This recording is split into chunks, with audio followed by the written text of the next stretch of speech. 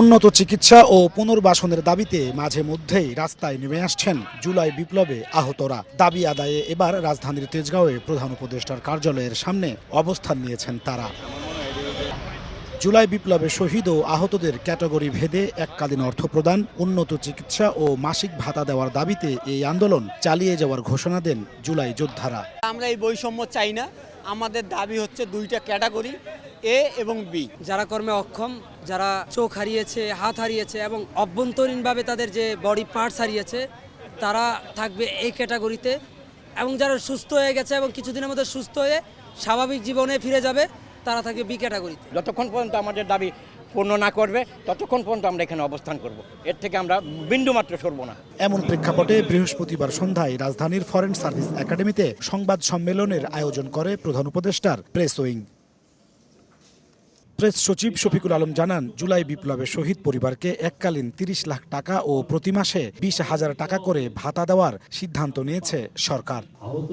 তিনি জানান, আহতদের ৩ ক্যাটাগরিতে ভাগ করা হয়েছে। যারা একেবারে পঙ্গু হয়ে গেছেন, জীবনে আর আয় করতে পারবেন না, তাদের রাখা হয়েছে ক্যাটাগরি এতে। তাদের এককালীন দেয়া হবে ১০ লাখ টাকা আর প্রতি মাসে পাবেন ২০,০০০ টাকা ভাতা।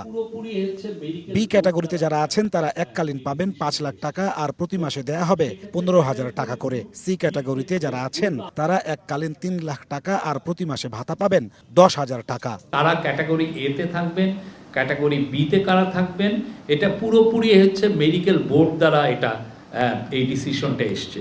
আমাদের কথা হচ্ছে যে এই গভর্নমেন্ট যারা শহীদ হয়েছেন, যারা আহত হয়েছেন, তাদের পাশে গভর্নমেন্ট, এই ইন্টারিম গভর্নমেন্ট দাঁড়িয়েছে। শফিকুল আলম আরও জানান, এই ভাতা কোনো কোটা প্রথা হবে না, শুধুমাত্র প্রথম প্রজন্মই ভোগ করবে এই সুবিধা। পরবর্তী সকল রাজনৈতিক সরকারও এই ধারা অব্যাহত রাখবে বলেও প্রত্যাশা করেন তিনি। কোনো কোটার সিস্টেমে আমরা যাচ্ছি না, এটা কোটার বিষয় না।